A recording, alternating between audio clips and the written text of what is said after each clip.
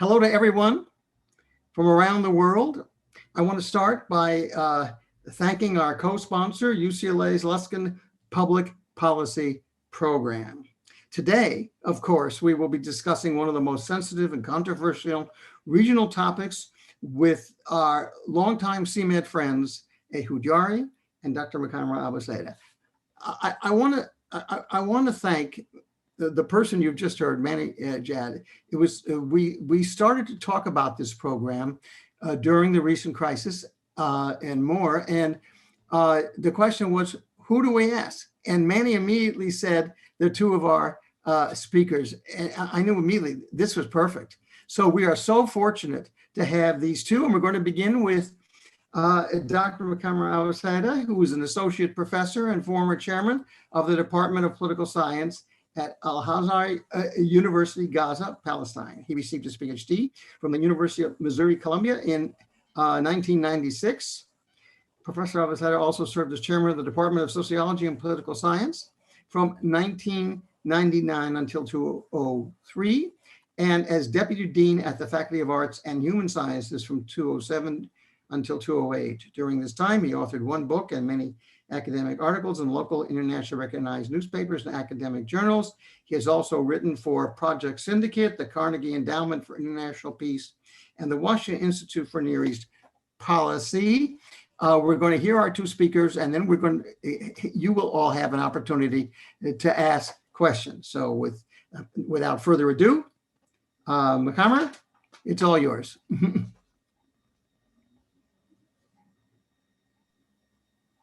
Thank you, Steve, and thank you, Manny. And I would like to thank also all the CMID team for organizing this event, which came after the latest military confrontation between Israel and Hamas in Gaza. Speaking in our topic, which is an exhausted region, what's next for Palestine and Israel, let me just give a little bit of a brief introduction about what caused or what led to this unfortunate military confrontation between the Palestinian and Israelis in Gaza. Let me say that Palestinian anger against Israel and against the previous U.S. administration led by President Donald Trump has been building up since December of 2017. As a result of the decision by former President Donald Trump to recognize Jerusalem as the eternal capital of Israel, and also to move the U.S. embassy from Tel Aviv to Jerusalem. Let me just remind you and remind your viewers, on that day, more than 60 Palestinians were killed and hundreds of Palestinians were injured who were protesting the American decision to move the U.S. embassy from Tel Aviv to Jerusalem.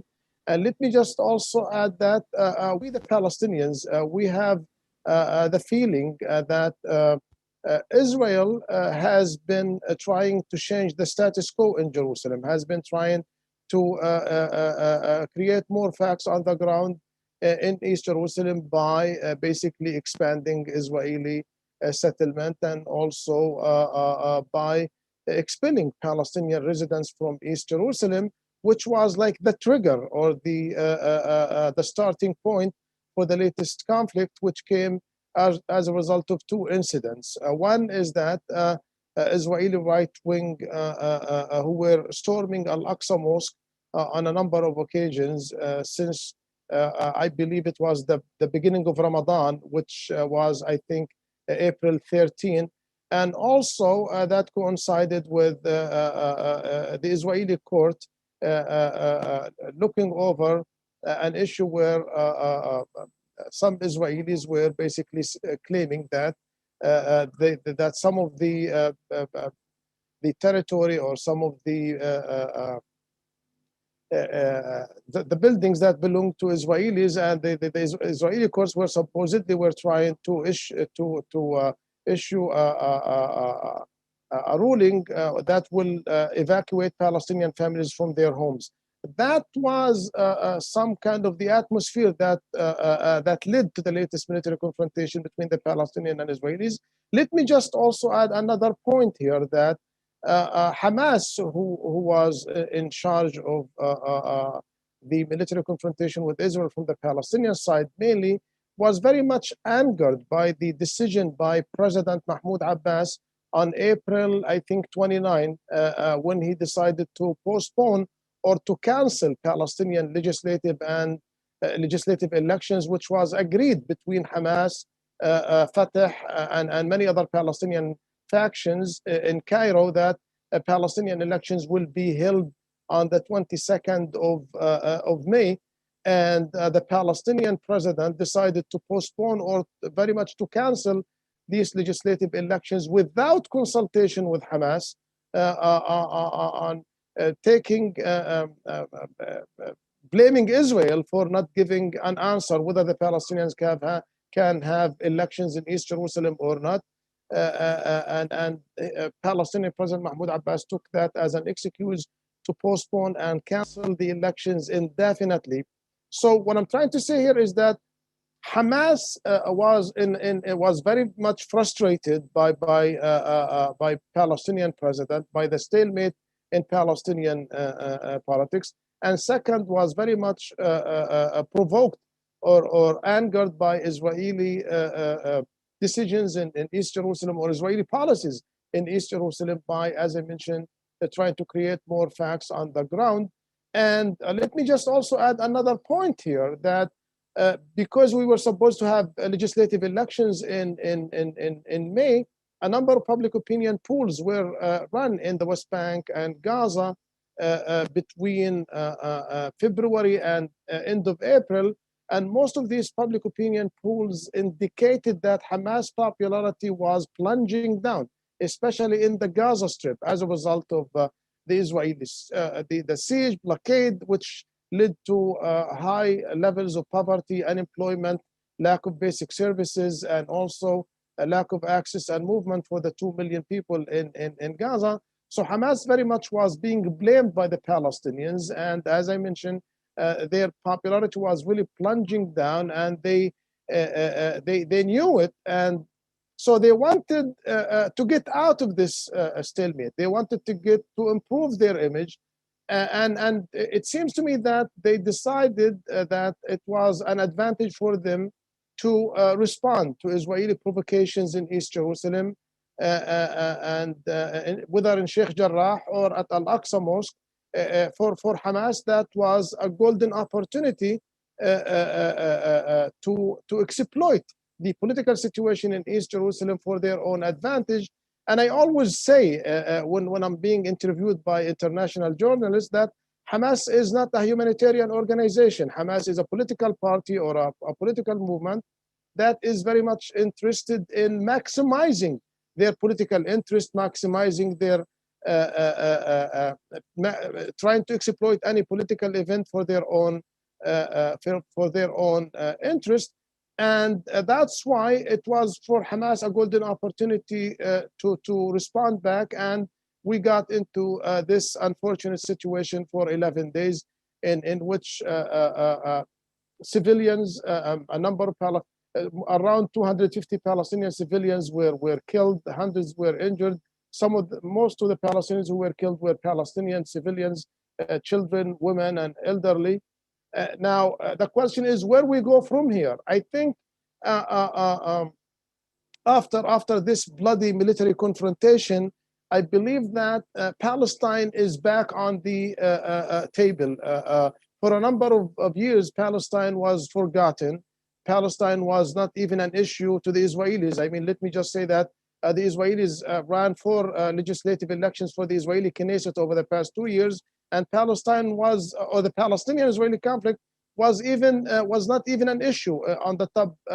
I think was not even one of the top 10 issues in Israel. So the Palestinians feel that they have been forgotten, that Israel and the Arab states are normalizing their relations, and things are moving happily for Israel and the countries who are normalizing their relations with each other. And the Palestinian issue that is not an important issue. So I think now that Palestine is back on the table. Palestine is back as an issue.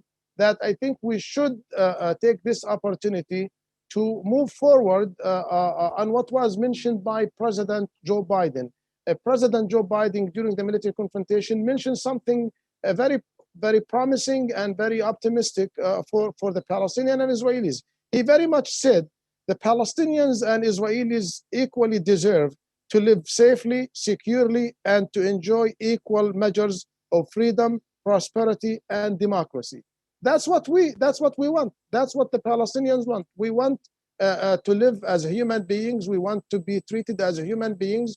We want to have the right for self-determination, and we would definitely see an end to the Israeli occupation of Palestinian land, West Bank, Gaza, and East Jerusalem, and implement the two-state solution. And on that note, I would like to stop and look forward to your questions. Thank you. First of all, I want to thank Mkhaimar, and secondly, our second speaker is Ehud Yaari, who's very famous in Israel, justifiably, and has been a Middle East commentator for Israel's Channel 2 television since 1975. He is also a Laffer International Fellow of the Washington Institute and a former associate editor of Jerusalem Report. Among his numerous awards for Jerusalem are the Israeli Press Editors-in-Chief Prize for coverage of the peace process with Egypt, the Sokolov Prize for coverage of the Lebanon War, and the Israel Broadcasting Award for coverage of the Gulf War. Mr. Yaari's articles have appeared in respected newspapers and journals such as the New York Times, Wall Street Journal, Washington Post, Foreign Affairs, and Atlantic Monthly. He is also the author of 8 books on the Arab-Israeli conflict. And now let me introduce to you all Ehud Yaari.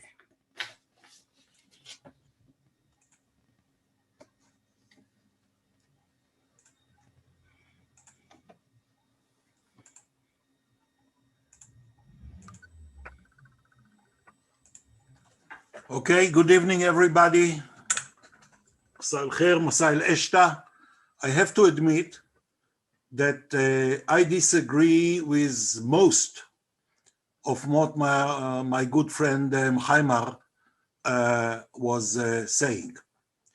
I'm not going to respond to every point, just address one little issue before I make few blunt comments, if I may.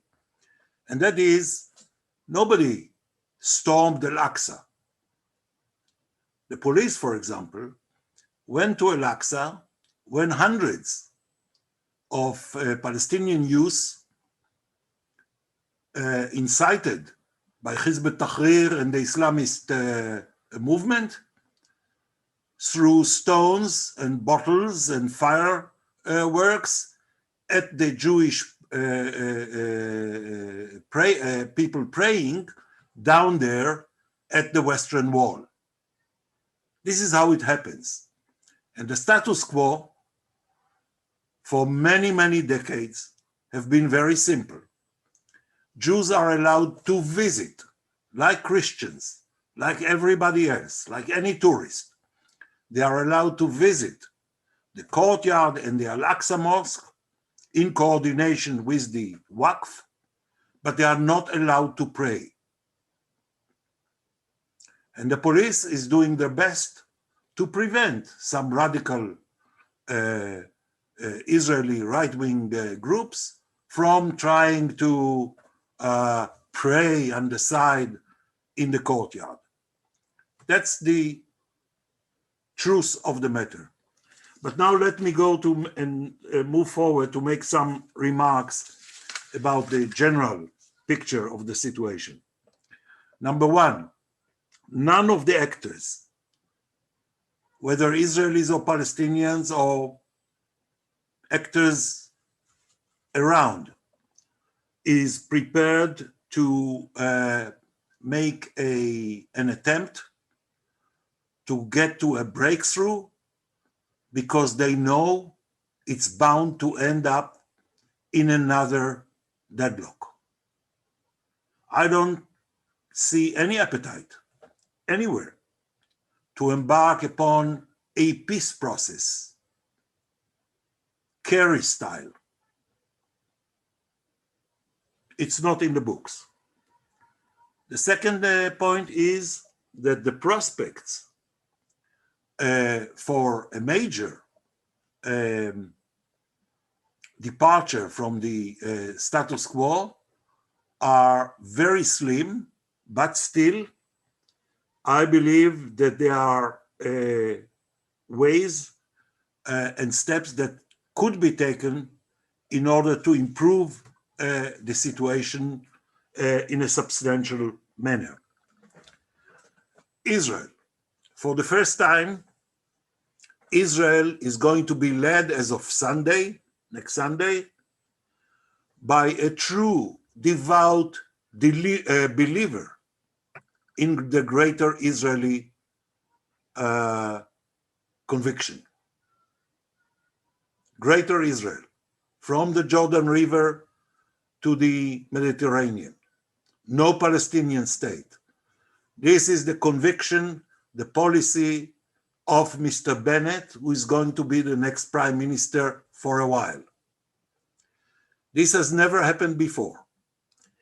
It doesn't mean that Mr. Bennett will have the political power to move on with his beliefs, but this is the guy with whom we are dealing with now, and he has within this patchwork new coalition of 8 parties important allies, and the notion and the concept of greater Israel from the river to the sea. One is Mr. Gideon Saar, who left Likud to compete with Bibi, and the other one is the next Treasury Minister, Mr. Lieberman, who some of you may know. Now, the new Israeli government, once it's sworn in, is going to be paralyzed because of the contradictions and policy between the 8 parties that have formed it. It is a government that will always have to resort to the lowest common denominator on everything. And as Mkhaimar rightly mentioned, the Palestinian issue was not really on the table in this election campaign, nor in the agreements between the different partners to the new coalition government. The only thing mentioned really was who will be in charge of making sure that steps are taken against illegal Palestinian construction in Area C, which is 60% of the West Bank and is, according to the Oslo Accords, under both civilian and security control of Israel. In many ways, I predict, I'll take this risk, that we are going to watch a government of paralysis, and the politician who has managed to form this government and oust Bibi, Mr. Yair Lapid, is going to be very busy sorting out issues and problems and crises between the different components of his coalition. Next, the United States. I fail to see any real incentive or wish, aspiration of the Biden administration to invest a lot of effort into the Israeli-Palestinian arena. That is very clear from even before the elections. I don't think it's going to change. They have other priorities. They will try to take care of crisis, slightly improve the situation on the ground, but there will no John Kerry coming in to fix the Israeli-Palestinian issue. Next is the Arabs. I do not see any of the Arab players, whether the neighboring Jordan or Egypt, or the Gulf states, willing to embark upon an initiative, really try to help change the status quo. Yes, Qatar will send some money, less than before, by the way. The UAE will help Mohammed Dakhlan gain a foothold in Gaza. Egypt will have their television morning show broadcasted from Gaza, first time in many years. Jordan is too weak, has lost control over Al-Aqsa, although they control supposedly the Waqf there. So there is no Arab state in a position or with the willingness to lead. The PA, Mkhaimar has mentioned the cancellation of the elections. I think Mr. Abbas was ill-advised from the start to call the elections. He was warned not only by Israel, but also by Jordan, Egypt, and others, the US included. His ability to maneuver or to take bold steps is extremely limited now. And what you see in the PA is the two rival factions getting ready to for the battle of succession. Hussein al-Sheikh, Majid Faraj on the one hand, Jibril Rajoub and the others on the other hand, they are positioning themselves. But their ability, or Abu Mazen's ability, to make bold moves, as I said, is very limited. I don't think it's in the card. Also, we have to admit that both Israelis and Palestinians have grown, not very happily, have grown accustomed to the fragile, sometimes very turbulent status quo. And both sides feel that there is more to risk if they go for a change of the status quo than if they adhere to it. We have seen it very clearly now during the confrontation between the Israel and Hamas. The West Bank, basically, I can go into the details if anybody is interested. The West Bank basically said, we don't want another intifada. The Tanzim can demonstrate in refugee camps and some neighborhoods of Nablus, etc., and shoot in the air, but they are not going out of there. They are not going to confront the IDF roadblocks, etc. It was a very clear message, and the same is in Israel.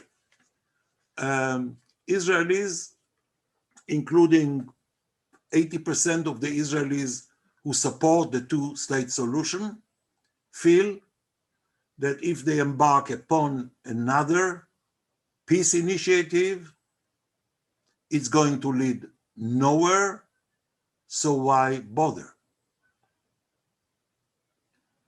Israelis generally, and I'm one of them, I'm not going into it now, believe that the Palestinian leadership and most of the population are not really interested in that Duwaila in Arabic, statelet, mini-state, 67 borders, which is on the table. We may be wrong. I don't think so.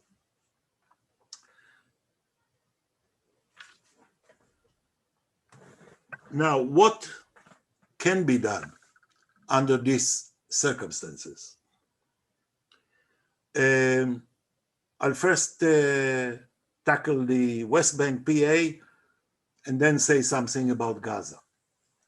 In the West Bank, I think that the conditions are getting ripe for a serious effort to have an economic package to improve the economic situation in the West Bank. That's possible.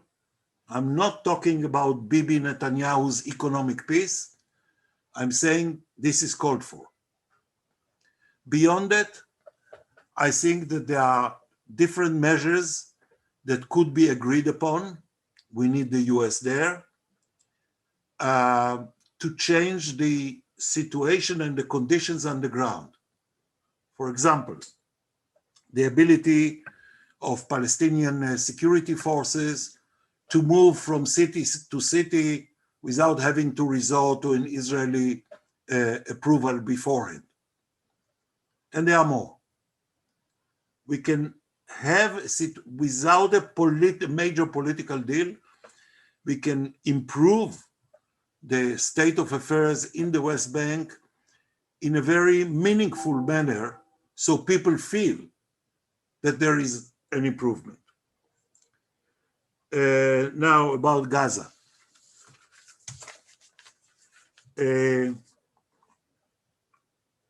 I think that Mr. Sinwar, Yahya Sinwar, is not happy about the decision he has taken to lob 6 rockets in the general direction of Jerusalem. He basically said already that he wanted to have ceasefire immediately afterwards. He gave the IDF, the Israeli army, the opportunity to implement the plans they had in the drawer to take out most, I would say, of the military assets of Hamas. Tunnels, drones, etc. Yes, Hamas was able to keep pushing the buttons and send rockets in salvos into Israel. But the Iron Dome was there. And at the end of the day, I think Hamas was surprised by their inability to implement their own military plan for a confrontation with Israel. Now so Mr. Sinwar, whom I know very well from his days here, he speaks very good Hebrew, by the way, he can keep beating his chest and declare victory. We don't mind. When we come to speak about what they call reconstruction in Gaza or an economic package in Gaza, which Israel, any government, I believe, would support, we have one tiny issue to which I see no solution. And that tiny issue is the mechanism to supervise that whatever goes into Gaza for reconstruction does not end up in tunnels dug under UNRWA schools and elsewhere. The UN failed miserably in supervising the transfer of cement, iron, steel, whatever you want, dual-use materials into Gaza. And I don't think that the Israelis, any Israeli government, will accept this before. I don't see anybody willing to be underground, not US, not EU, not Egypt, I don't see anybody who is willing to be on the ground to make sure that what is meant to serve reconstruction and improvement of the economic conditions in the Gaza Strip does not serve Hamas. In brackets, I would say,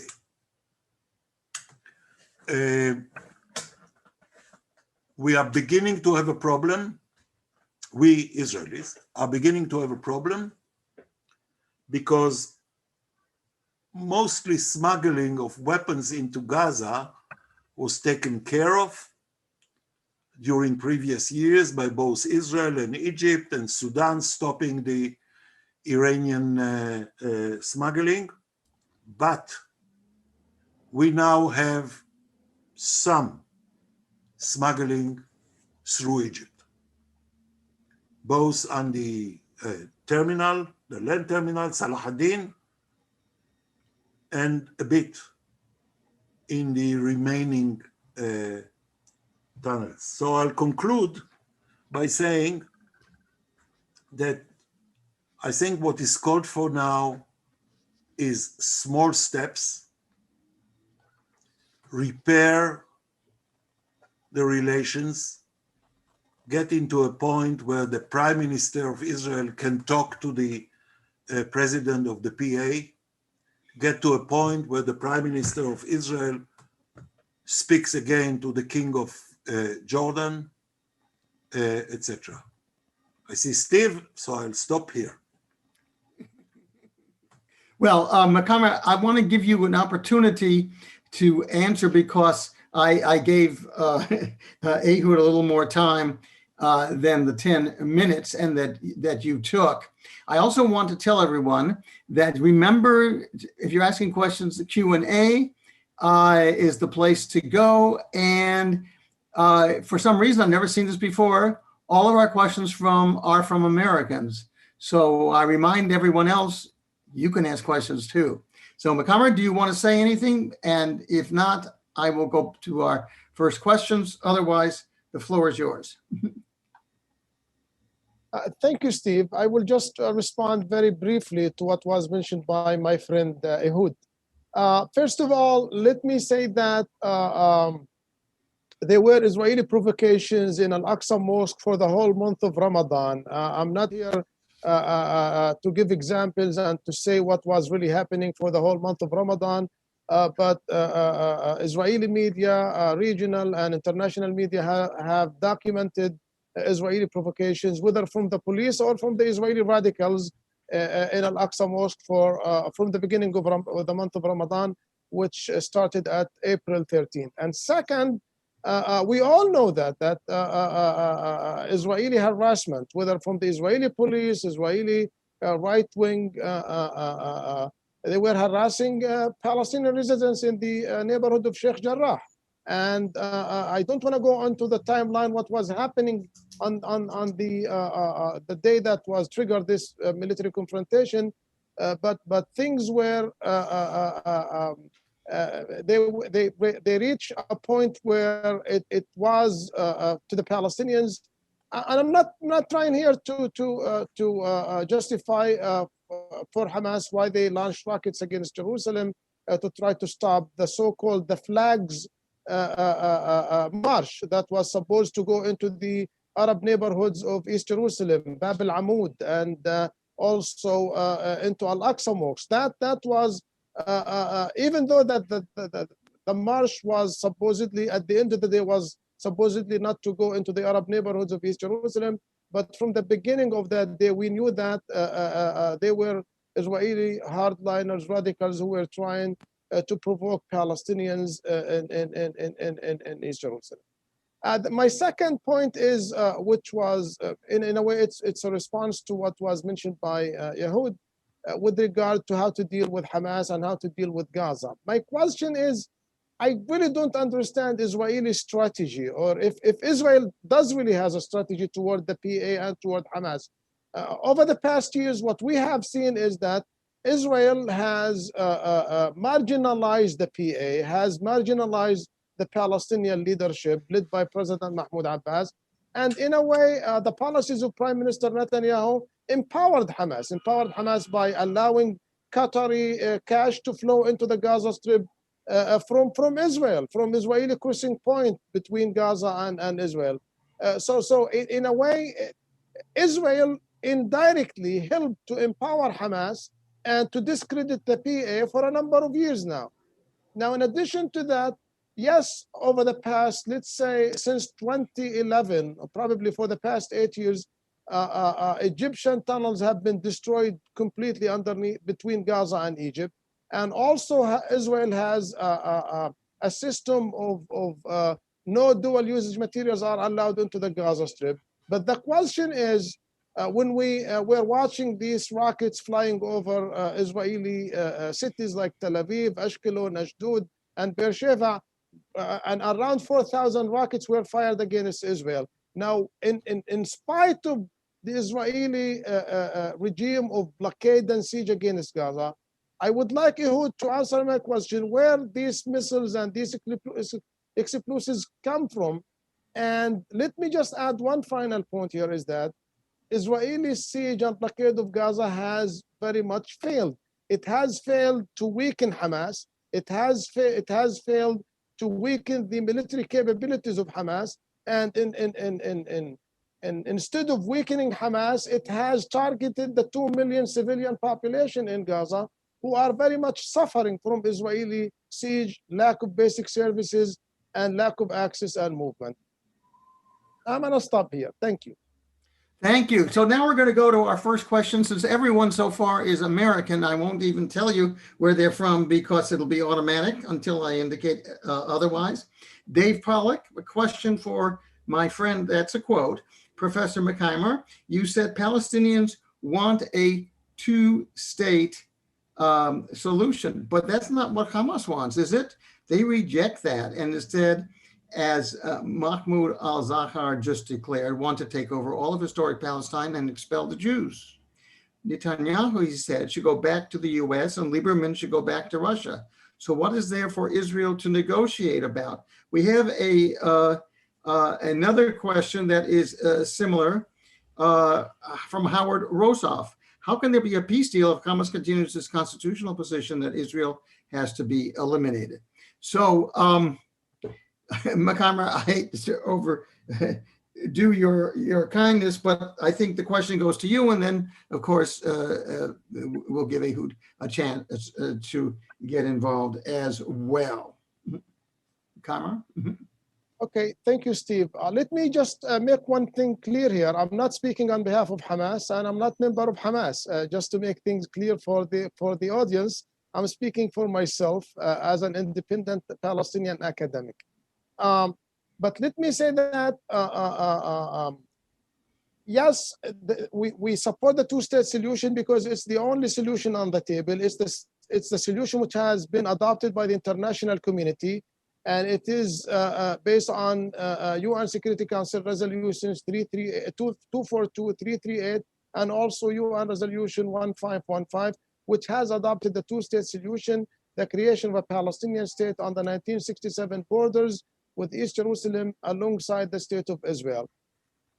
Because if that solution is not on the table, then the other options will probably be much more complicated. A one-state solution where Palestinians and Israelis between the river and sea live in one state, I don't think that is acceptable to Israel.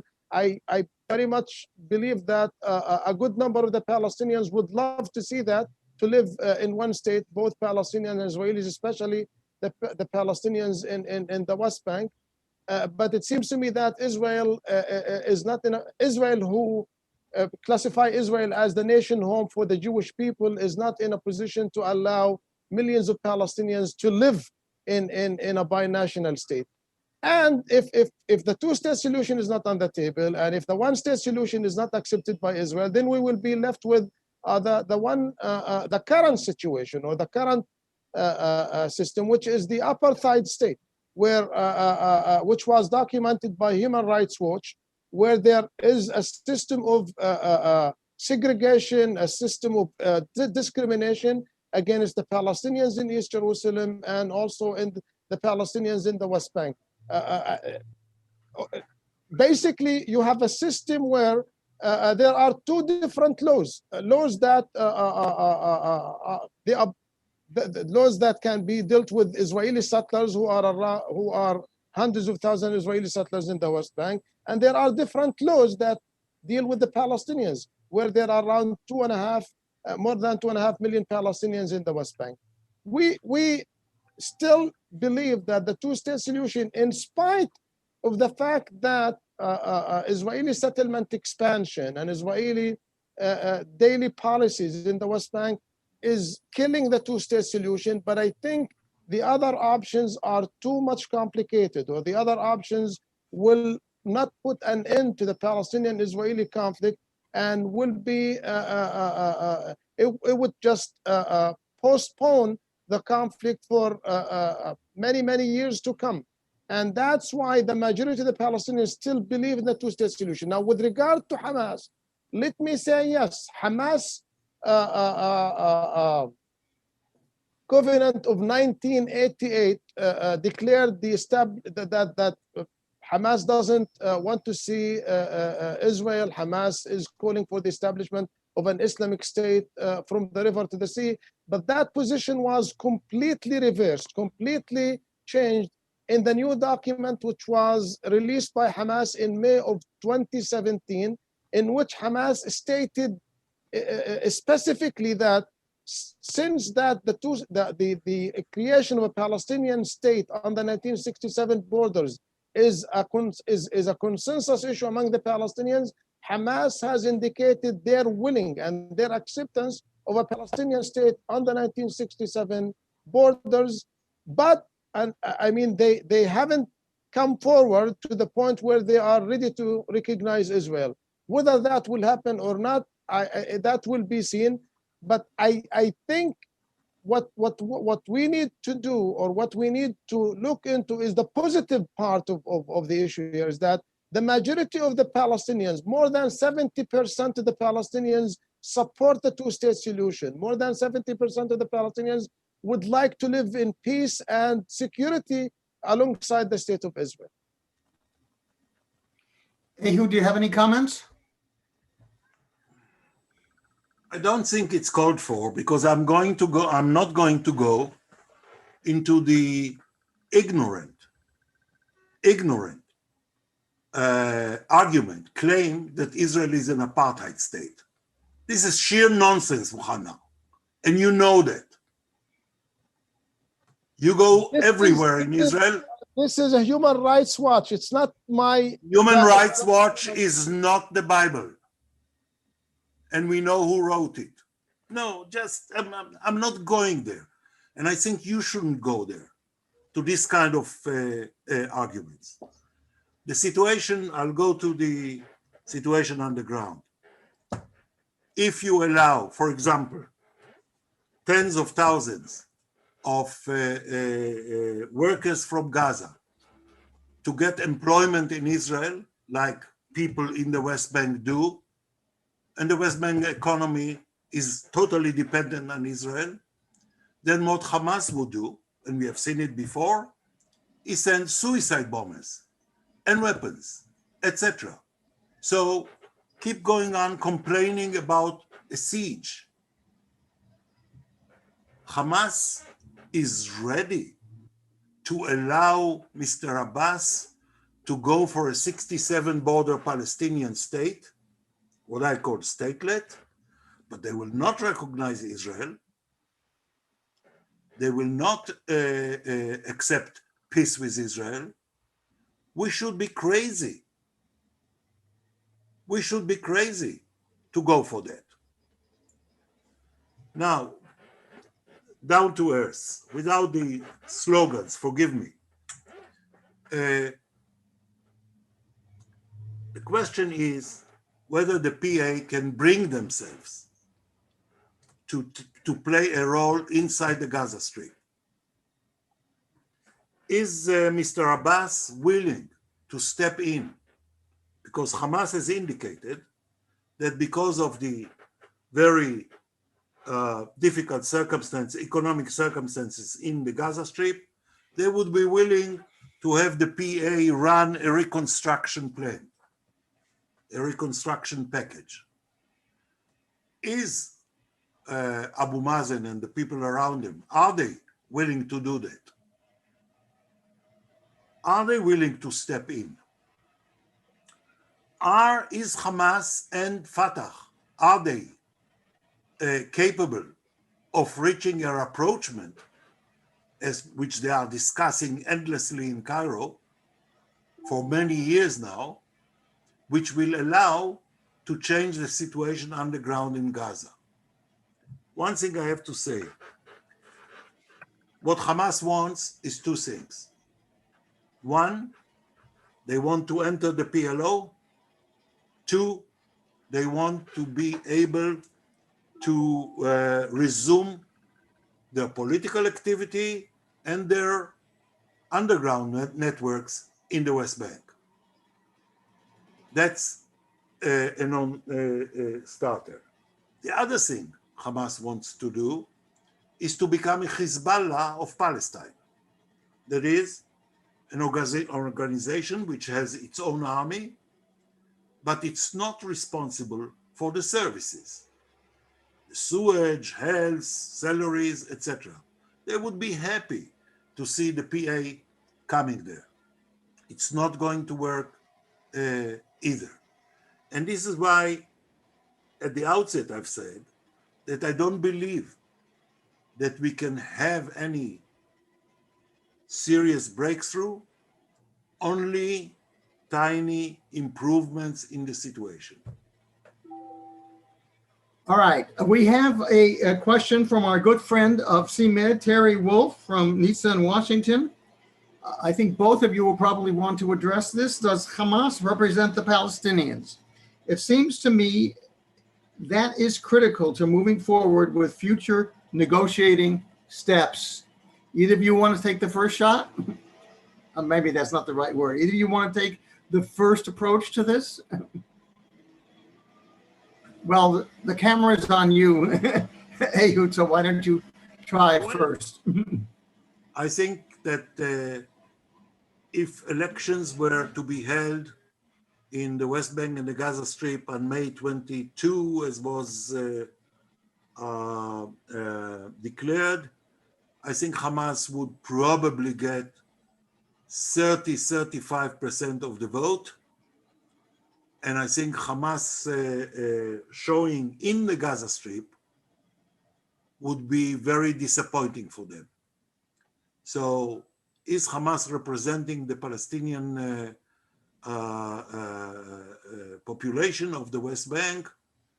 I think the answer is no. They represent some of them, maybe a third, not much more. Okay, Mkhaimar? Steve, but before answering this question, I would like to alert my friend Ehud to keep this discussion as civil as possible, without insulting each other and without calling me ignorant. He knows me, and I think that is not acceptable. But let me go into the question. Let me say that. If elections were to be held today, I think Hamas popularity has increased. Now, as I mentioned to you, between February and the end of April, a number of public opinion polls were ran in the West Bank and Gaza, and Hamas was not doing well, especially in the Gaza Strip, as a result of poverty, unemployment, and lack of basic services. But their popularity has improved as a result of the military confrontation with Israel. But we always say that this is going to be a short-lived popularity, because at the end of the day, the Palestinians will wake up the next day and they will basically see that their daily life conditions have not improved in terms of poverty, unemployment, basic services, access and movement, and that. But let me also add another point, which was very promising. Fatah was running into 3 different lists for the Palestinian legislative elections. One led by President Mahmoud Abbas, another one was led by Mohammed Dahlan, A third one was led by Nasr al-Qudwa. If all these three Fatah lists are reorganized into one faction, they make around 45% of the Palestinians and up to 50%. So the problem is not that that Hamas has some support, which I think it's even below the 30%. But I think the problem is with the disorganization and the friction within Fatah. If Fatah, led by President Mahmoud Abbas, is ready to reorganize itself, there is no doubt to me that they will definitely win the next legislative elections if elections were to be held anytime in the near future. Okay, the next question comes from Palestine, Mohammed Abdul Fatah, and it goes to Ehud. Why is Hamas asked to recognize Israel while by the incoming Israeli prime minister is not asked to recognize or accept Palestine? Why do we allow extremists of both sides to dominate the agenda? Ehud? Well, as I said before, it's a good question. The incoming Prime Minister of Israel is somebody who, throughout his career, ruled out the possibility of a Palestinian state. As I mentioned before, he's not going to run the show. At the end of the day, he's a leader of a very small party, and he will not be able to impose his position. I will mention again that in Israel, you have a steady majority of the electorate, 80% or around it, supporting the concept of the two-state solution. I think it's very important to retain the concept, the vision of the two-state solution, even though we are unable to make real strides towards it now. It has to stay. It has to be on the agenda. It has to be discussed, because I believe, without going into details, that both the Israeli political scene and the Palestinian political scene are going to witness major changes within the next 2-3 years. We will have other players, we will have a different setup, and we will have to see how it goes from there. Okay. Mkhaimar, you want to get inside, or should we go to our next question, which is from an Israeli? Go ahead with the next question, please. Okay, this is from Yosef Cooperwasser from Israel, and it's to you. When you say that you support the two-state solution, do you accept Israel as the nation state of the Jewish people? Do you agree with President Biden's understanding that until the Arabs recognize Israel's right to exist as a Jewish state, there's not going to be peace? Thank you, Steve, and thank you to you, for the person who asked the question, Yosef. Yosef Cooperwasser. Okay. Let me remind him that the PLO recognized the right of Israel to exist in peace and security. That recognition came by Yasser Arafat back in 1993 in the exchange letters between the late Yasser Arafat and the late Yitzhak Rabin on September 9th of 1993. And ever since that, the Palestinians have indicated their recognition of the state of Israel, but it's Israel who is not ready to recognize the right of the Palestinians to have their own self-determination and to have their own state. Now, whether the Palestinians are ready to recognize Israel as the nation home for the Jewish people or not, that will be something on the table, because in exchange for that, there are a number of Palestinian issues that have to be resolved. The issue of Israeli settlements, the issue of Palestinian refugees, the issue of Jerusalem, which all of these issues have been deferred to the final status issues. So the issue of recognizing Israel as the nation home of the Jewish people is, I think, an issue that will be dealt alongside the final status issues of the Palestinians. Ehud, do you have any comment? No, I think the question was in place. Okay, so we have a question from you, another from a Palestinian, Samir Shawa. The question is this: when you dictate on Mkhaimar what to say and not to say, as he only mentioned human rights report by an Israeli group, isn't that treating Palestinians as inferior people? No, absolutely not. And I'm a bit annoyed. What I'm saying is that to this trend to say that Israel is an apartheid state is simply baseless. It's motivated by a really deep hatred of the concept of a Jewish state. That's what it is. Mkhaimar is my friend for many years, and he knows I wouldn't have it on my mind to insult him. I was just saying that to say that there is apartheid system in Israel, now with an Arab party, Islamic movement in the government, I'm just coming from a corona test that I need for flying abroad from the biggest hospital in Jerusalem. Who do you think I was dealing with?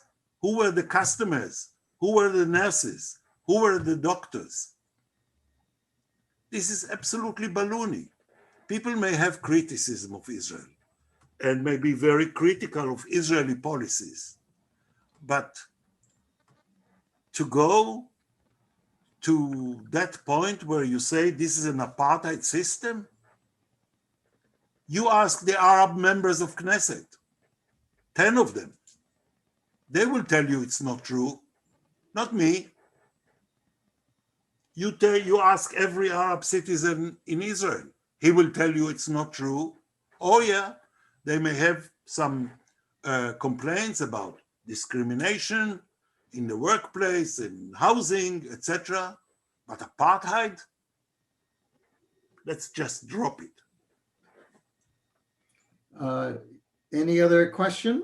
Any other answer? Otherwise, we'll move on. Mkhaimar, you want to say anything? I really don't want to go into this issue again, Steve. I know this is. Okay, so let's move on. But let me just say something very quick. When you have a system of two different laws, when you have a system of two different roads, one for the Palestinians and one for the Israeli settlers, that's what is apartheid system. When you do not allow the Palestinians to be treated as well as the Israelis in the West Bank, that's what I mean by the apartheid state in the West Bank. I'm not referring to the system where Israelis and Arabs live inside Israel. I'm referring to the system that exists in the West Bank, where there are two systems dealing with Israeli settlers and Palestinian in the West Bank. Okay. The next question is really to both of you. It's from Anne Moisan from NISA as well. And this is what she says, and be prepared not to like it. It seems that leaders of Hamas and the Israeli government share one thing. Both were willing to sacrifice their population's safety and well-being to maintain power and promote the leader's personal gain. Is this just an oversimplified view? Who wants to start? This is to both of you. Okay, I'll go first. Let me say again that yes, we do have radicals on both sides. We do have radicals on the Palestinian side, and we also have radicals on the Israeli side. And if we are going to leave it to the radicals on both sides to decide the future of the Palestinian Israelis, we will be in a bloody cycle between the Palestinians and Israelis forever. What we need is common sense. What we need is international law and the implementation of UN Security Council resolutions. Yes, there are, as I mentioned, there are radicals on the Palestinian side who definitely do not agree with international law and with UN Security Council resolutions, as well as there are radicals on the Israeli side. And I think that's where the role of the third party comes. I think it's the responsibility of the US, the responsibility of the international community to step in and mediate a reasonable political solution to the Palestinian-Israeli conflict, because it seems to me that if this conflict keeps just going from bad to worse, it becomes more and more bloody from one time to another time. Well, Ehud, did you have any comment? The next question is coming to you anyway. Just to say that the Israeli governments throughout history did whatever they can to protect Israeli citizens, civilians. So they have invested huge sums in the Iron Dome and other defensive systems. They do whatever they can, always not enough to build shelters, etc. And what is Hamas doing? Hamas is positioning their rocket launchers amidst civilian population. They are digging tunnels under civilian neighborhoods. They are positioning their electronic warfare equipment on top of a tower which houses international news agencies, and I can go on and on. There is no comparison here. If Hamas had spent, 1% of what they have spent on digging the tunnels, dozens and dozens of kilometers of tunnels and bunkers, on shelters, situation would be different. Okay, the next question is to Ehud, but I think Mkhaimar will want to get in afterwards. This, of course, is from a UCLA student, yay, from Jean Ramin. This is more of a U.S. foreign policy question. Since recent tensions were partly triggered by Israeli settlement activity in East Jerusalem, do you think that if the U.S. would put more pressure on Israel in terms of halting settlements, the chances would be better to resume negotiations? Also, how big of a role do international law and UNSC resolutions play in the conflict at this point? And let me tell both of you, this is a very hot kind of question in American colleges and universities at this time. I've heard lots of stories where students are asking this type of question, so it's very important. Ehud? There is no new, what you call settlement activity in Jerusalem. Jerusalem was declared many decades ago as the capital, unified capital of the state of Israel. It's recognized now by the United States. I think that President Biden is not going to overturn that recognition extended by Trump. And what is really happening in Jerusalem is that you have those radical, ultra right-wing Jewish associations that are trying to purchase properties in Arab neighborhoods. They are using a certain law which allows Jews to claim property that they've owned prior to 48 in order to get eviction. It was a miserable neglect by the outgoing Israeli government, Bibi's government, not to seek a solution to this issue, which is, by the way, quite easy. Instead of seeking to pay reparations to the Jewish owners, they allowed these right-wing associations to go to the courts and claim ownership. You're talking about very few buildings, whether in Silwan or Sheikh Jarrah. I am sure the next government will take care of it. Now about international law. I don't know any other army in which every battalion commander has a legal advisor next to him saying, you can do that, you can do that. You can bomb this, you cannot bomb that.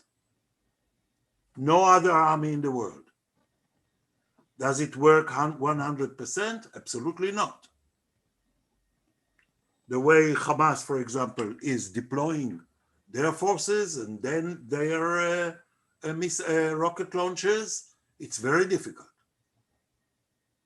And sometimes you miss, especially when Hamas is trying to put on top of towers equipment intended to affect the course of the Israeli Iron Dome missiles. So, yes, but at the end of the day, you have to protect yourself. You have 4,000 rockets fired into Israeli, intentionally, salvos into Israeli civilian urban centers. What do? You try to absorb as much as you can, but you have to retaliate and you have to prevent it. And I don't hear too many people asking about Hamas' addiction to international law when they do these things. Thank you. Thank you. The next question is for you, Mkhaimar, but do you want to respond to this question at all? Let me respond to this question before I go on to the next question. With regard to what was mentioned by Ehud, that Jerusalem was annexed by Israel back after the 1967 war and has been recognized by the US as the eternal capital of Israel, but that doesn't change international law. That doesn't change UN Security Council resolutions 242, 338, and other international conventions, the Fourth Geneva Convention, which classify East Jerusalem as an occupied territory. That's one thing. And the other thing is, I don't really care what Hamas is doing, as Ehud is saying. What I care about is the killing of innocent Palestinian civilians. During the last conflict, 250 Palestinians were killed. Half of them were Palestinian children whose photos were put on the front page of New York Times and other international newspapers. Now, what I care about is what was mentioned by Amnesty International, which said that the killing of Palestinian children, Palestinian women, and Palestinian civilians amounts to crimes against humanity and war crimes. That's what I care about. I don't really care whether the Israeli battalions have legal advisors and to tell the soldiers where to shoot and where not to shoot. At the end of the day, what we see is killing of innocent Palestinian civilians and the destruction of civilian infrastructure along 11 days of Israeli bombardment of the Gaza Strip. If you put rockets in hospitals and in schools, see the latest statement of UNRWA. You know this. This is not true. Show me one incident where rockets are being launched from hospitals or schools.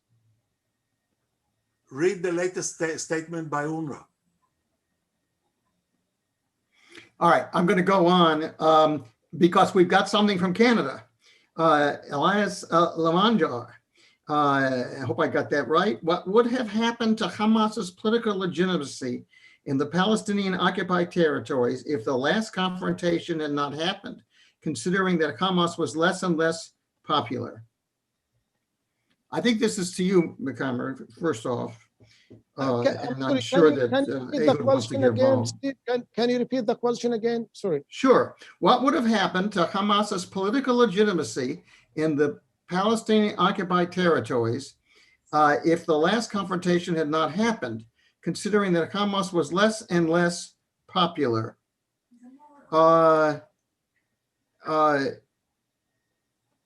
In fact, I'm actually going to add another question from the United States. Shahram Azmudeh, again, I hope I've got that pronunciation correct. We know the dynamics between Fatah and Hamas. At what point do Palestinians, either by force or vote, dislodge both chokeholds and select new leadership? So they're related. We'd like to address both questions.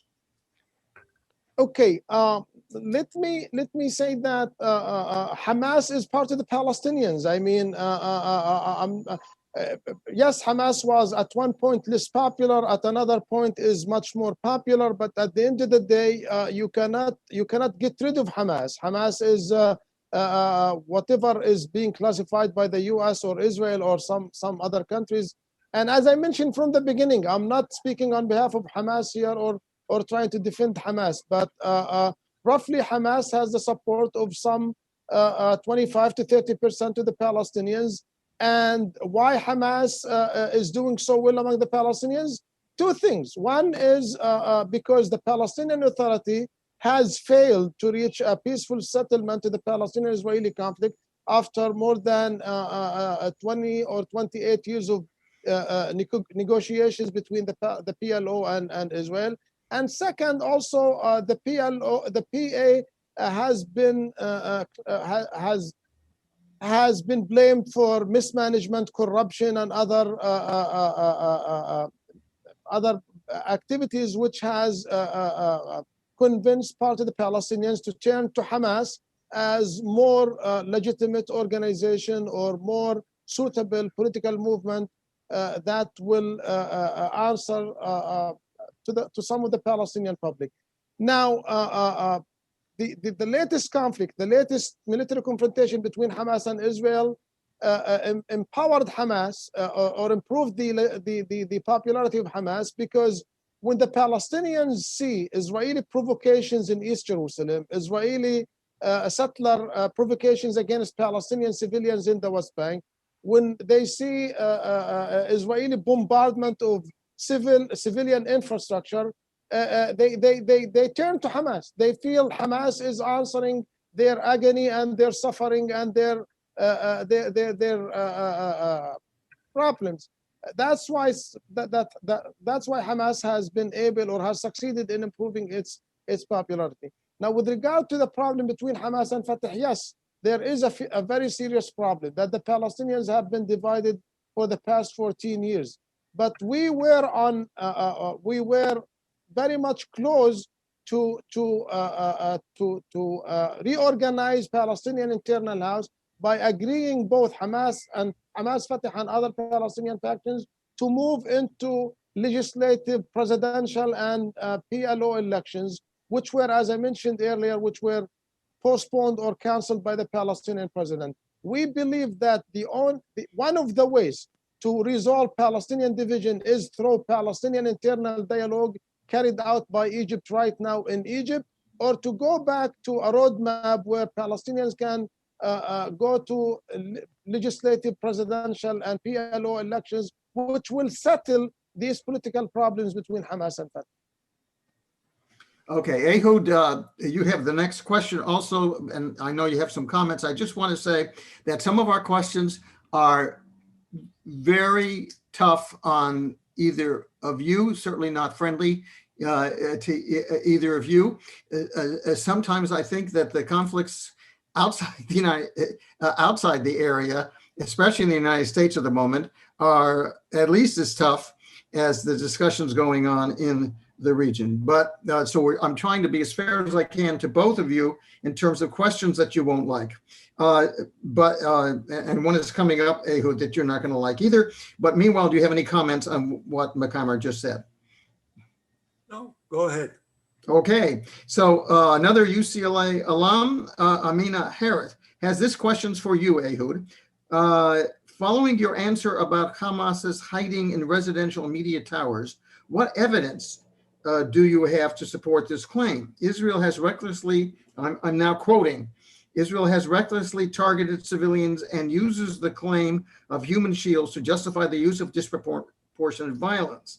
Now, this is I'm now moving from the question, I'll be back to it in a minute. This is something, Ehud, that is now very prominent in not only in American institutions, questions, particularly on the left, but not exclusively, not on the Republican side. This argument is a way for Israel to absolve itself of responsibility by redirecting it onto people who are effectively trapped in one of the most densely populated territories in the world. Many human rights organizations, including Amnesty International, UN reports, and even Israeli organizations such as Breaking the Silence and Physicians for Human Rights, Israel, all refute the claim you made that Hamas is hiding in residential towers. What evidence do you have to support this claim? This is serious. I just read what I get. This is serious. No, but it's important that Israelis and Palestinians understand that some people in America are serious when they say this kind of thing on both sides. Both Hamas, sides. I have some coming up that that is not going to be liked by Mkhaimar. Hamas military deployment since the beginning is all inside densely populated civilian areas for a purpose, in order to deter Israel from striking at them when we have a flare-up. So this system of tunnels and bunkers is under the city of Gaza, what we call the metro. The launching pads of the rockets are sprawled all around the Gaza city and the other city, Rafah, Khan Yunis, etc. If anybody wants to question this fact, I am at loss. I'm simply at loss, because this is what it is. You have a terrorist organization which hijacked the Gaza Strip because the total impotence of the Palestinian Authority since 2007. They have taken hostage 2 million people in Gaza. Most of them don't like it. And they are using the Gaza Strip in order to build up military capabilities while restricting Israel's options to retaliate. What they do is just copy what Hezbollah is doing in Lebanon. Missiles under houses, everything within the villages, within the townlets. That's what they do. And I don't think that they deny it, by the way. Now, Israel can go as best as it can, and it did, for precision strikes. I can't tell you how many strikes were canceled because they had, they saw that there is a possibility of collateral damage. But yes, when you have to mount your defense, our defense, in an area which is densely populated, there would be, unfortunately, casualties. And you don't just stop defending yourself because the other party, your adversary, is seeking shelter behind the civilians. We had to absorb more than 4,000 rockets into Israel. What country would accept it? How would the United States react if it was submitted to such a ferocious attack? Oh yes, thank God we have the Iron Dome. It's only 10 people who were killed in the bombings. But the Palestinians, and you too, Mkhaimar, you should all be thankful for the fact that Israel has the Iron Dome. Because had we not have the Iron Dome, we would have to go for a ground operation into Gaza, which would mean many, many more Israeli, but mainly Palestinian casualties. Mkhaimar, do you have a response? You don't have to. We're Yes, running out of time. Yeah, and we I'll can be do very more quick. questions. I'll be very quick with regard to that. Look, Steve and Ehud, the problem is whether with regard to Hamas, the claim that Hamas is hiding behind Palestinian civilians. Now, as I mentioned again and again, I'm not here to defend Hamas, but let me say, when you have an area which is the Gaza Strip made of 170 square miles with 2 million people, at the end of the day, you will end up with activities that are not very far away from the civilian population. But let me just remind you, the problem is not with Hamas. The problem is with the Israeli occupation. There is an Israeli occupation that has been going over for more than half a century. That is the problem. Whenever this Israeli occupation is over, whenever the Palestinians they get the right for self-determination, this issue will be resolved. Let's just not put the blame on Hamas and the Palestinians. Let's just for 1 minute take one responsibility, that there is a problem with the Israeli mentality, that there is an Israeli occupation of Palestinian land that has been going on for many years. And by the way, this is the only occupation on the face of earth, Ehud. Mkhaimar, we have evacuated Gaza, the whole of the Gaza Strip, evacuating the settlements in 2005. Gaza, or some people in Gaza, chose to turn it into a launching pad of attacks against us. There is no occupation of Gaza. And if Gaza wants to open its borders with Egypt, we are not preventing it. Maybe people in Gaza, including you, should ask themselves, why is Egypt, the next door neighbor, so reluctant to take responsibility, to help? How come Egypt has basically closed its borders with Gaza? Maybe because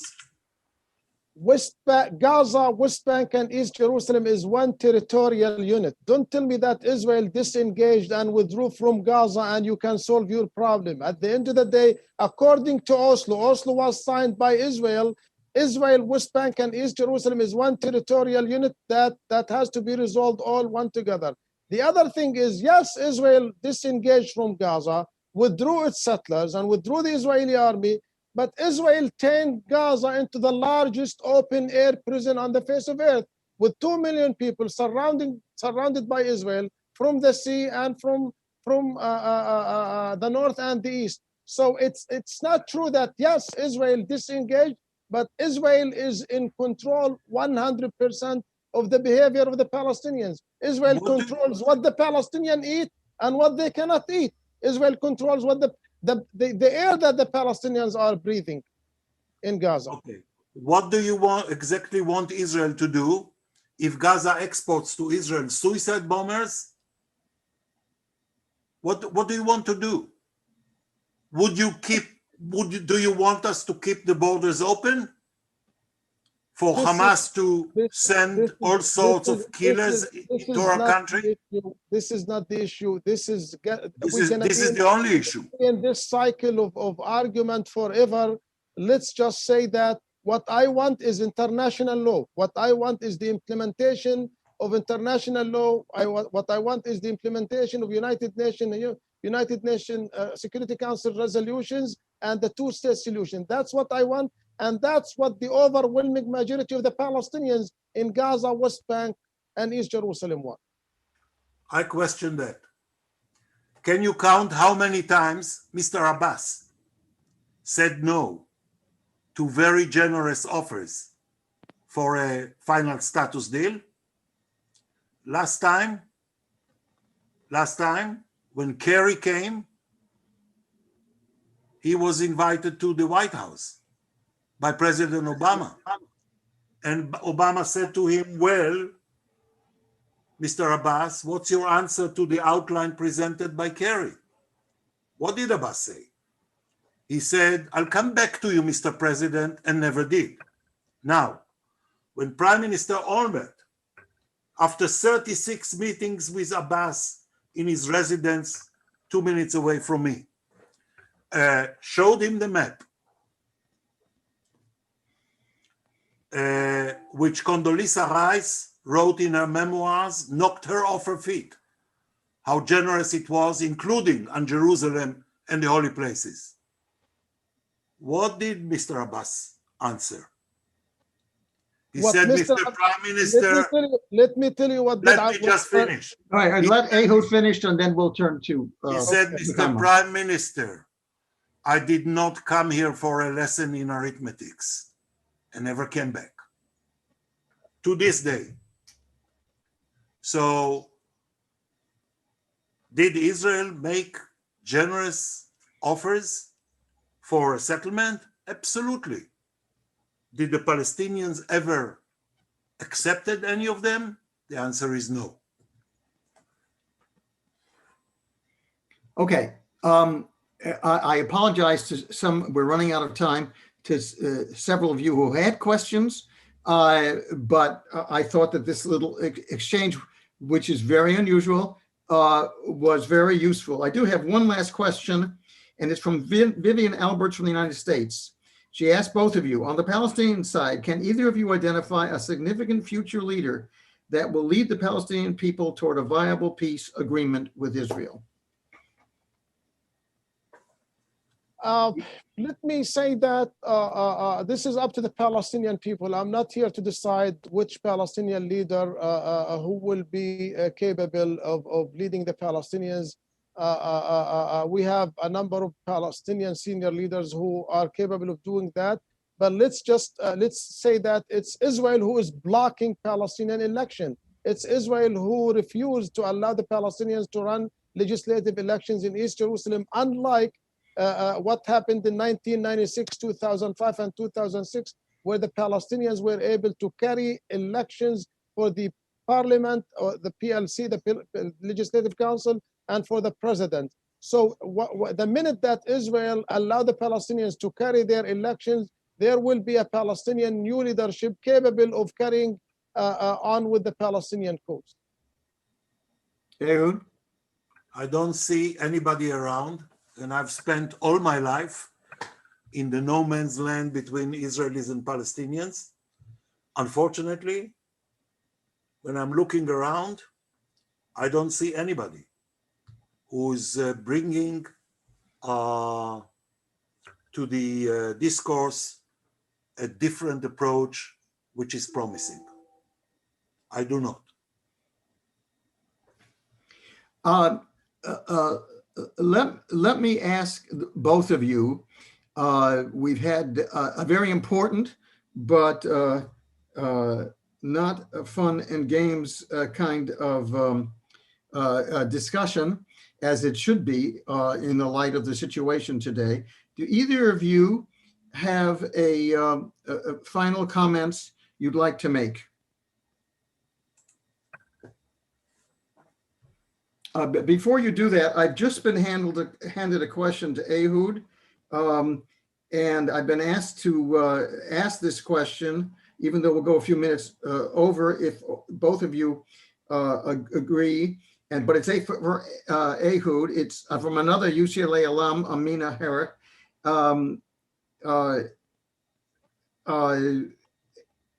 Rather than diverting attention from Israel to Egypt, can you explain what term you would use to describe Israel's continued effective control over the area, including land, sea, air, electricity, population, registry, and taxes? The blockade on Gaza constitutes a form of collective punishment, which is prohibited in international law. If Israel wants to make any violence in Gaza stop, it needs to first lift the siege on Gaza and ensure that people have their basic rights and are able to live in dignity. My question to Ehud is twofold. If not occupation, what term would you use to describe Israel's effective control of Gaza? And secondly, how would you stop the violence in Gaza if not lift the siege and give people basic human rights?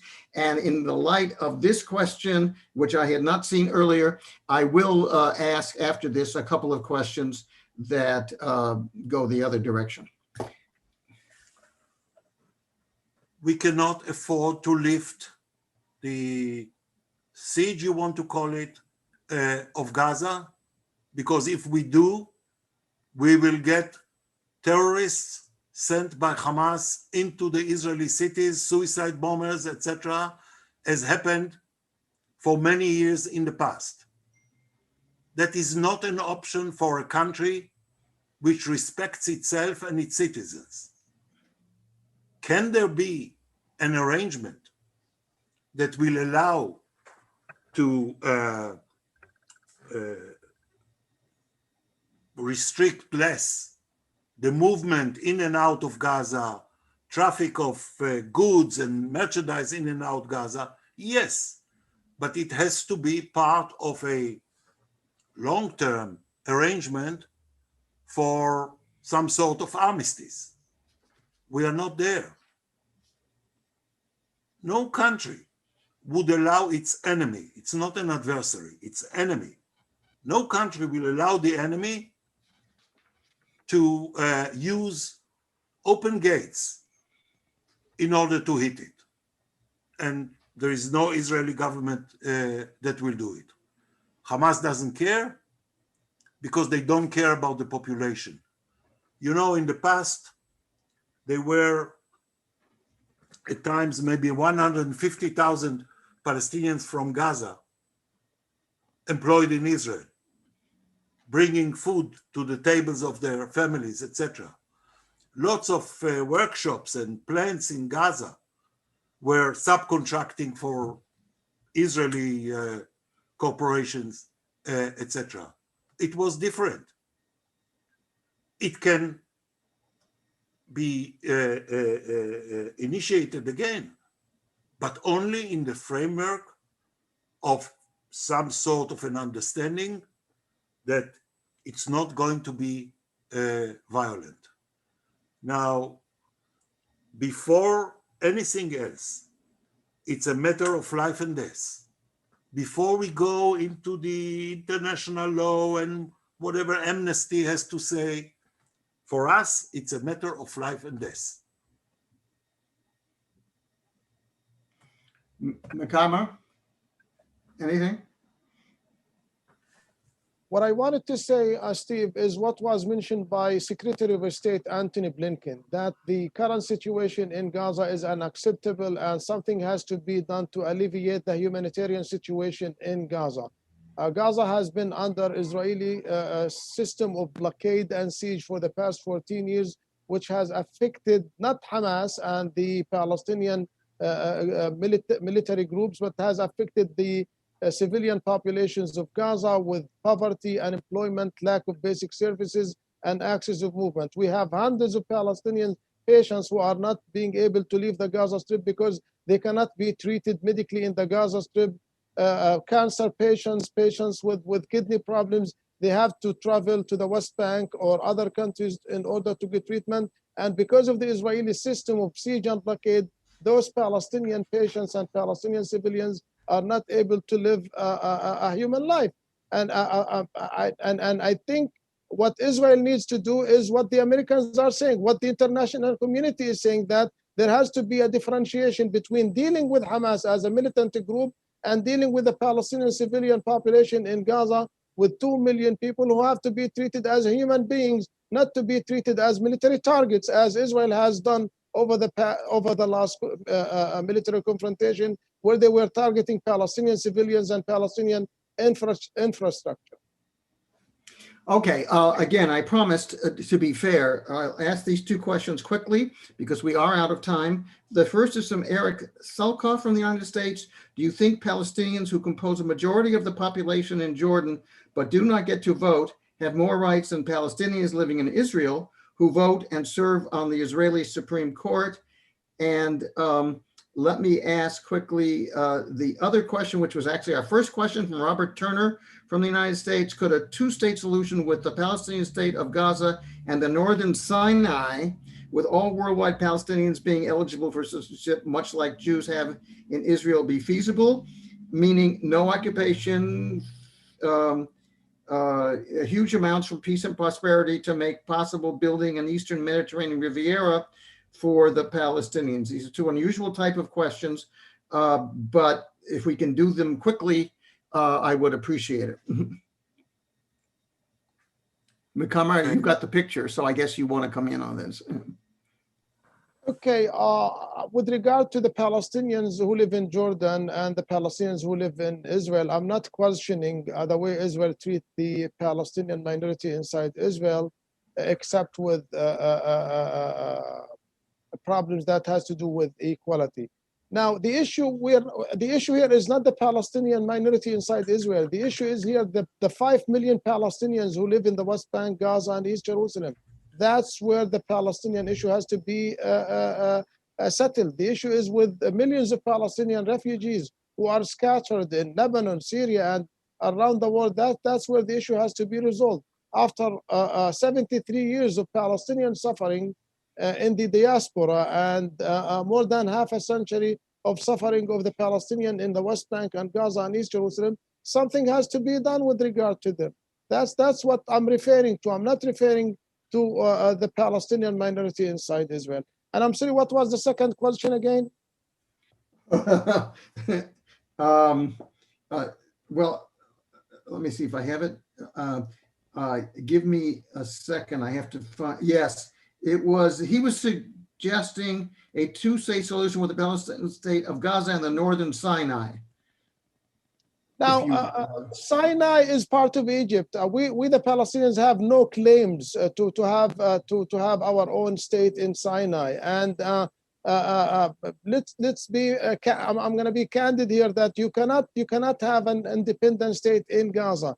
And as I said before, according to the Oslo Agreement, which was signed between the PLO and Israel back in 1993, Israel recognized that Gaza, West Bank, and East Jerusalem is one territorial unit, and we, the Palestinians, have no claims to have a state in Sinai, and that's. I'm not in a position even to go further into that because that has to do with Egyptian sovereignty over Sinai.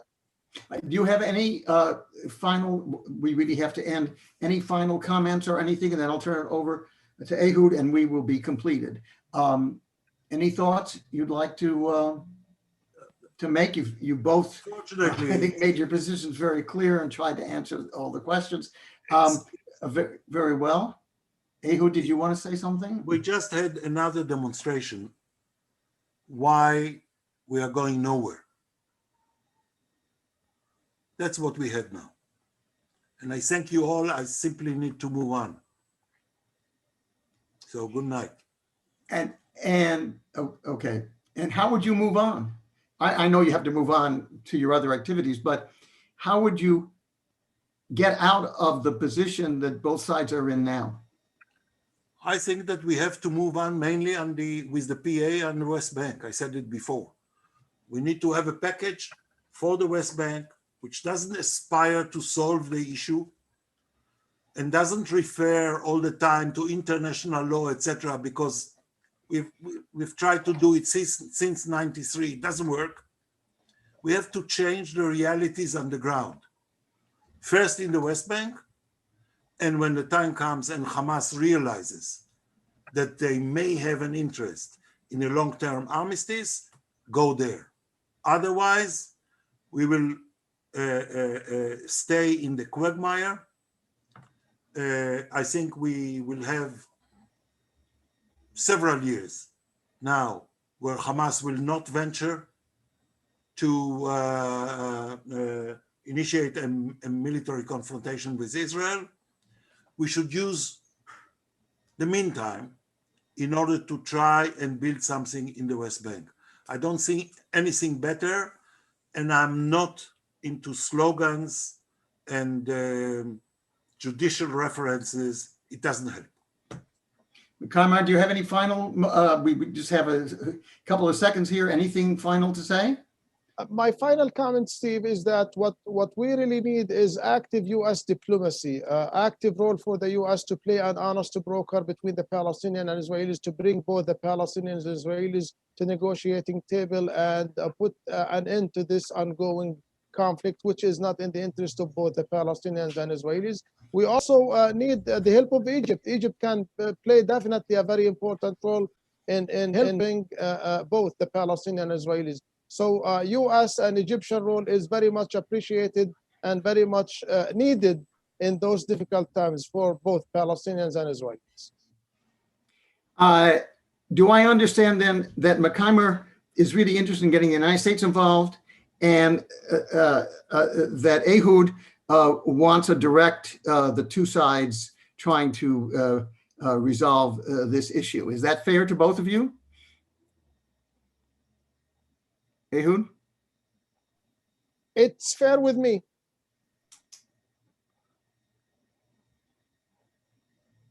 And Ehud, do you agree that you really want to deal the two sides?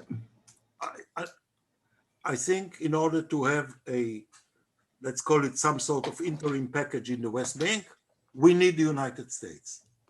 We need some of the Arab players, but I believe it's doable. Bibi didn't have much interest in that. Abbas always rejected the notion of some interim. I think it's doable. And I think the approach of the Biden administration, judging from statements by Blinken and Jake Sullivan, indicate that they are thinking in this direction. I hope they do. All right.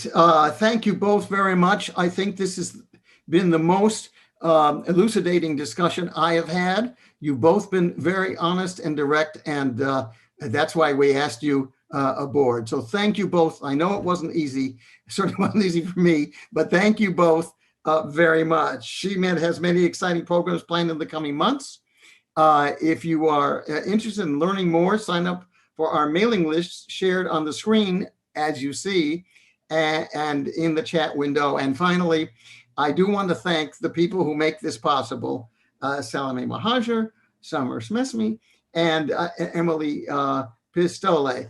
And we really appreciate it. And as I said at the outset, I thank Manny for very wisely suggesting the two speakers that we had today.